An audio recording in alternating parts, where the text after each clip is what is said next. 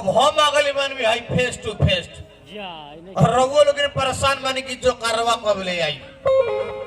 तो भैया जो करवा आ गई बा रघुओ लोग नहीं गई शांति पूर्वक बना का प्रोग्राम देखे और कहल गई बा कि कोनो शुभ कार्य करे से पहले एक बार ऊपर वाला का नाम ले जाला।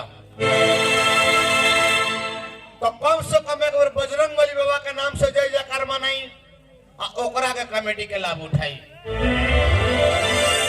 तो हो जाए तैयार। प्रेम से हनुमान जी महाराज की। अभी देखिए भाई कहल गई बा कि जे कोइलस भगवान से चोरी उ बनी एक दिन अंधर न तक कोरही। वही से भगवान से चोरी ना करे के चाहिए। तो सबसे पहले भैया हमार पता और एड्रेस ले ली। पिकअप चढ़ के आना जाना,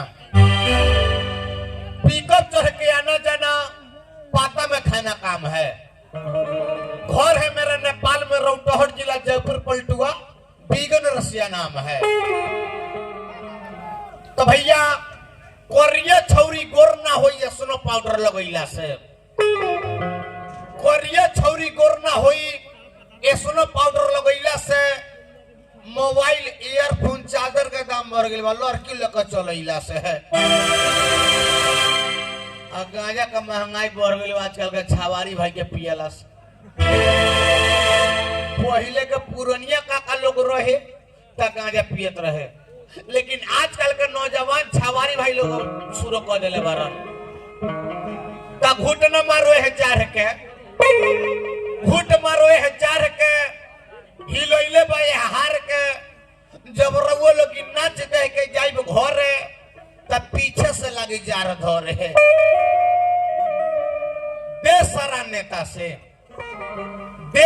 नेता से बाप हरान बेटा से, पानी हरान लोटा से, आई ठंडा के समय में भैया नाक हरान पोटा से है। बिना सर्दिये का सर्दी पिछले रहेला। यही तरह भैया वायरस आयल चाइना से, वायरस आयल चाइना से, जानता सकलोर गिरत रहे नैना से। अब पुलिस पकड़ के मारत रहे भैया प्लास्टिक वाला पैना से। पुलिस तो मारते मारते फाड़ दल रहे थे हमें के गोंजी। अब पहिल का लॉकडाउन में भग रहे सौंसे इंडिया नेपाल में 8-8 महीना का बंदी होला के बाद में जानता सके हो गई रहे मोदी जी पर आस।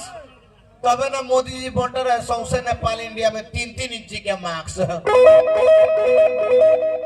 मुंह तो पीता नाक उघार हो जाए, नाक तो पीता मुंह उघार हो जाए। मार्क्सों में कमीशन कटाई रहे।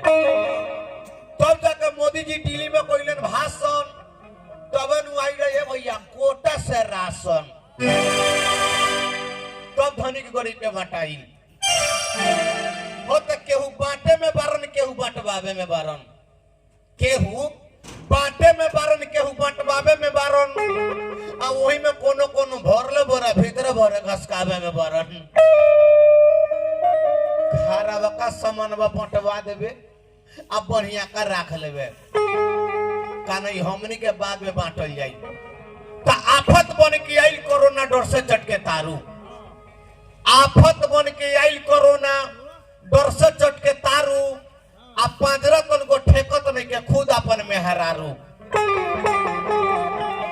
मरद से मेहरारू डेराई रहे कि हम मरद जाता बाहर मार्केट में काम करे कोई वायरस न ले ले चलवे है। वही से 3 फीट अलगे से सारा काम होके। और वो तो पर्दा देखो तनी भैया, भाई पर्दा के पीछे रहे वाला 3 गो चीज है। पर्दा के पीछे रहे वाला 3 गो चीज कौन कौन हो? खाना, खजाना, जनाना। लेकिन पर्दा अब बाहर हो गई। जब से सोहरावे वाला खोदानवा मोबाइल आई, भोजपुरी गाना आई, ई पर्दा बाहर आ गई। पहले के गाना सुनी रहुआ लोगी, अब के गाना सुनी। काना पोतिया नतिया पटना बा आ देवरा काथी ढोड़ी चाटना बा।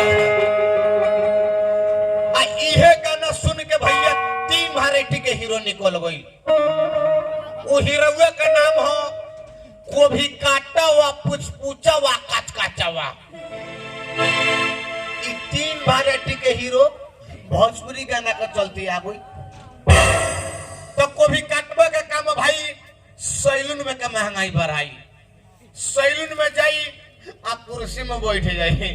हजाम भाई कहो भाई यही तो जी उनका तो पैसा कमैला का जरूरी बा।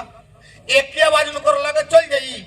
आप पूछे भाई दाढ़ी कट रहे हैं वो कही ना केस काटे के हो तो कवर नहीं जाए। ये तो ज्यादा भी राह नहीं खे और ये केसवा छील दी आप पीछे में 4 गो गोभी के फूला कनिया छोड़ दी। ओकरे कहनी हम गोभी काटा हुआ आप पूछा हुआ। सरकार भैया मोबाइल चलैलन बढ़िया काम करे खतरा। लेकिन पूछवा का काम भर दिन में 2 बार खाना खा ली आ नहर पर जाकर 2 गो पुल रही हुए पुल पर 5-6 पाटर जाकर बैठे जाई। आ मोबाइल में लगा ली भोजपुरी गाना आ साथे साथे कैसे गई कि बर्फ के पानी रगरत बानी कि राजा हो अपना चीज में। गाना गावत रही अगर देख ली रास्ता धोके 4 लड़की जाता तो ये अपने में लगी बतियावे। अरे पार्टनर अरे साला देख रहा बड़ी डेंजर मान जाती है। लड़कियां लगा चल गई अब बिना फोन मोबाइल कान में सटा ली। मोबाइल में ना बतिया लड़कियां के तरह सुनाई हेलो ओ माय डार्लिंग तो खाना कहलियो कि ना आई लव यू। उतने देर में बुझाई मुहे मोबाइल ढुका ली। चाहे कोनो काका चाहे काकी जाकर कह दी ए बबुआ देखो ना 12 इमरजेंसी में कॉल बात करा ना दो लगले कया बाका का में पैसे नहीं खे हो तो टावर नहीं खे तो कवरेज एरिया से बाहर बतावता आकाश काचा बा कहे भैया ना फायदा ओइला में बा ना फायदा गोइला में बा हो ना फायदा ओइला में बा ना फायदा गोइला में बा आ सबसे फायदा ये भैया केस बढ़ा का मऊ गोइला में बा। बाप मतारी जिंदे रहेला आ कचकचवा हीरो जाके मोचदारी छिला के भोंड मऊगा बन जाला सब मऊगा के कहनी कचकचवा हीरो। तो एक दिन के लीला सुनी घाटना घोटल ससुरारी में। एक दिन के लीला सुनी